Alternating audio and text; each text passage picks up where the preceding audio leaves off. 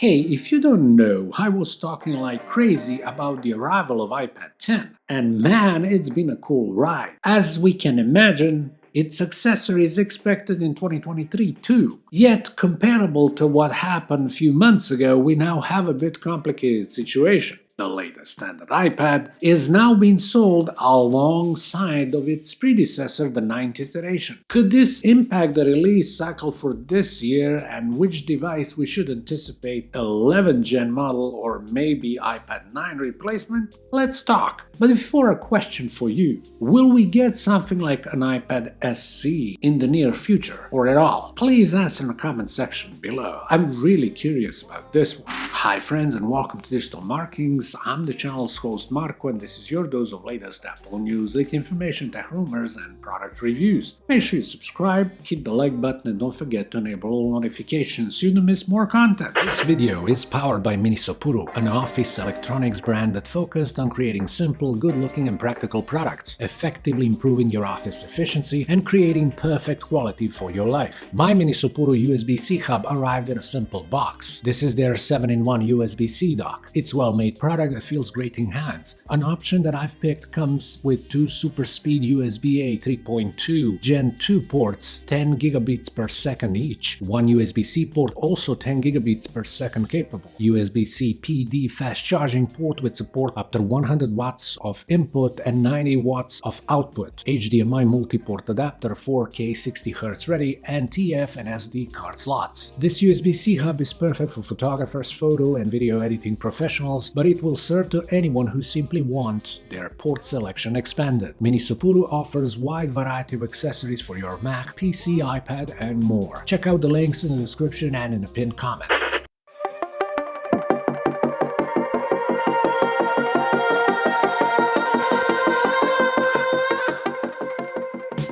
10th generation iPad was a controversial release if you ask tech enthusiasts and media, but the real effect of this product will be seen once sales numbers arrive. While interest for Cupertino's tablets has been going down, entry-level iPad has always been a device to look at, and without competition. Well, that rule had a meaning when we were talking about Apple's cheapest tablet. Things changed with 2022, and we got a new product that fills the gap between the 9th gen and mid-range segment iPad Air. I've done a review of iPad 10, and I've also compared it to my 2018 11-inch iPad Pro in a separate video. I liked it, although it's a bit more expensive outside of US. Technology portals and many reviewers have not been kind to this product, mainly because of its price compared to iPad 9 and lack of laminated display. So with these two iPads sharing a spot in a lower-end segment of the market, the question begins to arise: will Apple update one or both of these tablets in 2023? If it comes out, iPad 11 will probably be one of the smallest upgrades this year, since latest version is almost on par with more expensive Cupertino's tablets, with modern design, stereo speakers, and bigger display. If there is something that could be improved, it would be chip. Even if A14 Bionic is still perfectly capable to swallow everything you throw at it, A15 could be reasonable step-up silicon that takes its place. Currently, the only tablet with similar processor is the iPad mini 6, which successor, by the way, is also anticipated in the upcoming months. One of the most desired features, however, for an iPad of this price range is without a doubt display lamination. Will Apple be willing to give it a go while its Air variant looks like its twin brother? With all my optimism, it's hard to imagine, although I do believe that many would prefer laminated screen over new chip at any time. My take on this matter is quite simple. Path of iPad Air predetermines what's gonna happen to standard iPad.